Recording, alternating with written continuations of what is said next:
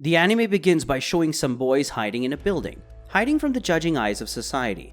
They were seeing the babe magazines, which were illegal in the country. After that, they got caught by the police, so in the country, indecent language and materials have been completely outlawed. The citizens are required to wear devices on their necks called digital peacemaker terminals, or PMs, to track their words. This decree has led to Japan becoming the purest country with pristine public morals, enabling the youth to live upstanding lives with sheets that hardly need washing. And now Tanukichi Okuma is taking his entrance exam at Tokioka Academy, which stands at the top of the academic moral ranking system. But that's not the reason he's striving to get in. It's because of Anna, the love of his life from childhood. Days later, Tanukichi rides the train, elated by the thought of finally meeting Anna. While he's imagining just how pretty she'll look, his fun is spoiled when he catches a man staring at him. Later, a woman quickly accuses the man of touching her bum area. This catches the commuter's attention, and the boy rejects the accusation. He drags the lady out of the train by saying that he has touched her, and she gets mad at him for ruining her chances of making money out of a guy on the train. Unfortunately, Tanukichi's heroic deed quickly backfires when she starts calling the security guards on him. Then a woman appears who was wearing underwear over her face and a towel draped over her body. Her name is Blue Snow, and she makes her entrance by shouting out dirty words. This has everyone fleeing for their lives and calling her a terrorist, while the police move in to arrest her. But before they could touch her, she proudly announces that she was not wearing anything underneath the towel, so they can't do anything to her. With the force effectively immobilized, Blue Snow proceeds with disseminating her parting gift by raining indecent images down on the repressed and deprived citizens. Suddenly, she approaches Tanukichi, assuring him that she'll handle things before reminding him that he'll be late for the entrance ceremony. Before he could ask her how he knows this, she runs away, leaving Tanukichi to escape the station. During the entrance ceremony, Tanukichi is on cloud 9 as he can finally see Anna in the flesh while she makes her opening speech. He shamelessly replays her speech even in the classroom, while he's busy daydreaming about her. A creepy girl suddenly emerges from between his legs. After quietly introducing herself as Fuwa Hyoka, she asks him a peculiar question: how are babies made? Moments later, Hyoka is promptly smacked in the head by the vice president of the student council, Kajou Ayame. She tells Tanukichi that the council wants him to be the manager of their general affairs and training. He eagerly accepts this. In the council meeting, Tanukichi gets mesmerized as Anna Nishikinomiya introduces herself to him. She says that she's been waiting for him, but the boy beside her butts in and says that he doesn't see the eagerness in Anna's expression at all.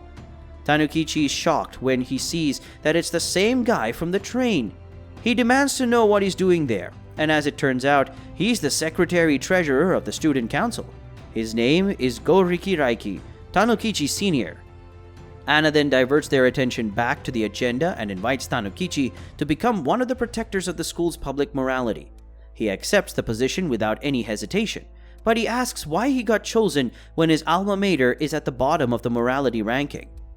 Anna says it is the exact reason why. The school is facing a morality crisis because of an anonymous criminal called Blue Snow. She's been traumatizing people left and right in the First Purity metropolitan area with her obscene tricks. Anna fears that there will be a decline in public morality if Blue Snow is not apprehended.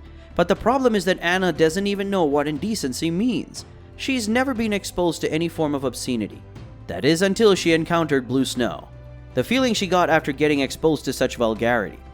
Upon hearing this, Tanukichi agrees to do everything.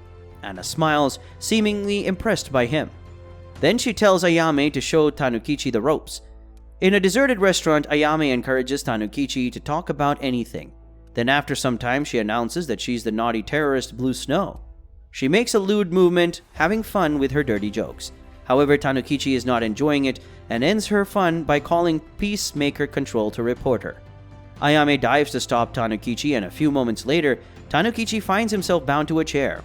He tries and pleads to be released, but Ayame has another priority. That priority is to ask him to be a member of SOX, the group she formed. Its sole purpose is to bring down the Public Morals and Education Act, but since he wants to be a moral citizen, Tanukichi refuses to join her group. This makes Ayame ask if he doesn't want to join because he doesn't like the name. SOX stands for Redacted happens most often on Xmas, after one of her terrible vulgar jokes. Tanukichi yells that he doesn't care, but Ayame continues and shares that it is such a shame that he is such a prude when his name has such a wonderful meaning. Still, the boy continues to yell in protest. Ayame just ignores him and explains where Tanukichi came from instead. The anime continues as she remembers the day her father gave her the cell phone that allows anyone to say anything for 3 minutes. She boasts that he told her to take the cell phone and make the most out of it due to her extraordinary love for lewd remarks. From that day on, Ayame vowed to change society so she can freely say whatever joke she wants. Now that one of the reasons she formed SOX is out, she asks Tanukichi again to join her. He still refuses. His constant refusal makes Ayame resort to blackmail. She threatens to report to the Peacemaker Control that he's an offender if he doesn't join SOX. Tanukichi says when she does that, he will report her as well. But Ayame goes for the jugular. Tanukichi's crush on Anna. She says that Anna will get affected if it gets out that the student council member is Blue Snow. Secondly, Ayame is Anna's best friend, so if Anna finds out that she's Blue Snow, the girl will be devastated. Plus, being Anna's closest friend, she can help him in his love quest. In the end, Ayame doesn't even wait for Tanukichi's response. She declares that the two of them will create a naughty new world.